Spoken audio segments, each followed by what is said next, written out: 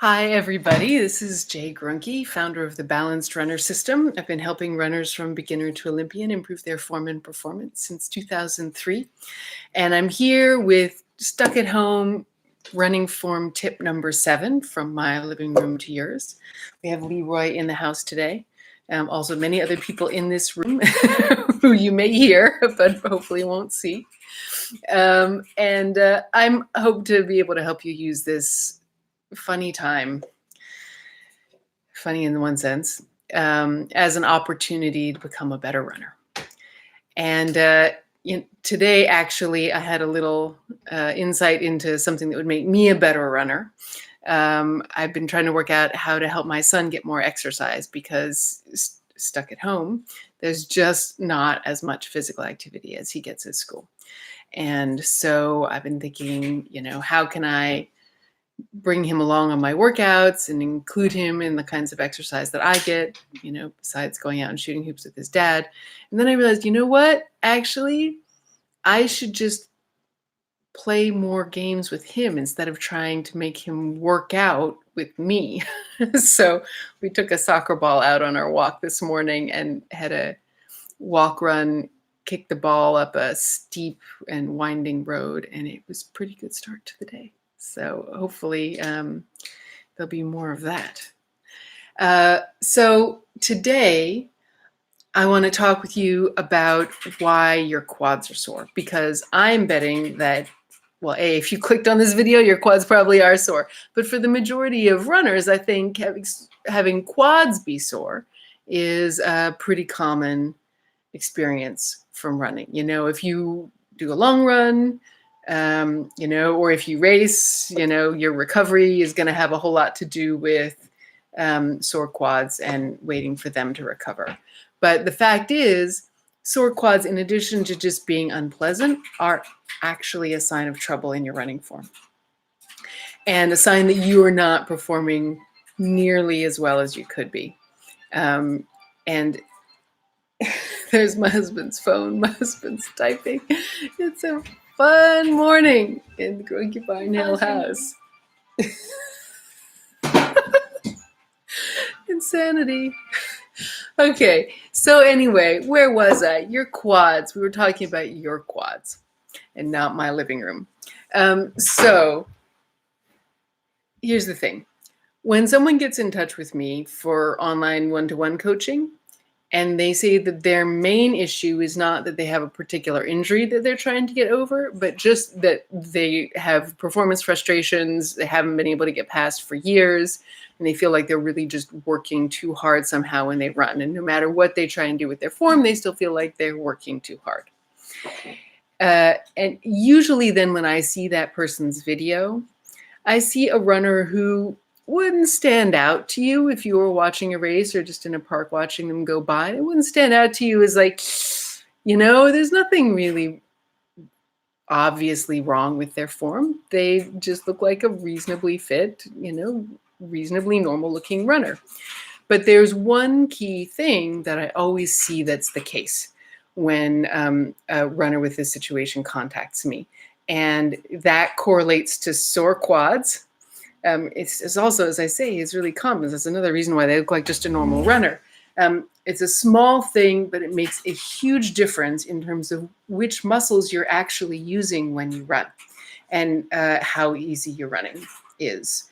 And so I always, when I see this in a video, I always get really excited for that runner because I know that they're going to get a lot faster when we fix this. And in a certain sense, it's going to be relatively easy. It may not be instantaneous. It may be a process, but it's like a guaranteed, like we can get there. So let me show you what that is. And hopefully I've got this. You can see my feet. So this is related to the next Balanced Runner key. In previous videos, we've talked about your forward lean. We've talked about landing with a supple leg rather than a stiff one. And today, all of this has to do with aligning your hip over your foot in mid stance. So the error that I see in these runners is that their pelvis is, let me see, we can't see my foot. There we go. I'm going to tilt this down a little bit more. My computer setup is different today than it was last week, and so let's make it a little harder to see. Okay, so my hip joint is here, and my ankle joint is right there, right? So there's a vertical line straight down, even if I'm leaning forward, right? And so that's where you want to be in this moment called mid-stance, when you're right over your foot and when your head is at its lowest point. If, however, your hip is just a little bit back, so again, here's my hip joint. If it's just even that much back, it's not very much, suddenly the effort, I can feel it, the effort in my quads skyrockets. And that's just me standing here with just my whole body weight on my foot. But when you're running, it's not just your whole body weight on that foot. It's actually at least 2.5 times your body weight in that moment on your foot, because you've come down from the air, right? You've landed on the foot, and so it's like, think about what it feels like when you jump off of something, right? I started you feel more than your body weight land, right? Because you accelerated through the air, acceleration due to gravity. And same thing, you're coming down from the air, and it is on average 2.5, 2.7 times your body weight that you're supporting right here. And so if your weight is a little bit back, that means the only thing keeping you from sitting down on the ground is your quads. And that's a huge job for them, and they get really sore. So the fix is, it's fixed when your pelvis is a little bit farther forward in that moment, so that your hip joint is right over your ankle joint. Seems easy, right? And if you just moved like this when you ran, it would be easy. But the fact is, you're doing your core action, right? Your torso is changing shape. Yes, Leroy. Yes, honey. Oh dear, danger. And your body's not just in one position that you can just translate it forward from leg to leg, right? Like I said, craziness. No, it'll be all right. My son is offering to save me from Leroy, but I'm gonna just not get so close. She's bored. Right. So what can you do? So what people often try to do when they know that they're sort of sitting in the back seat when they run is they try to squeeze their glutes more, because squeezing your glutes pushes your hip joint forward, right? But squeezing both glutes at the same time, it actually, yes, it pushes your hip joint forward in a way that pushes your head back. And then it's bye-bye forward lean. And worse, if you squeeze both glutes at the same time, then you have shut down your ability for your pelvis to move in that really important core action that I'll do a more in-depth video on in the next couple weeks. So no squeezing of the glutes when you run. It feels initially better, but it won't lower your effort one bit, and it actually messes up your form.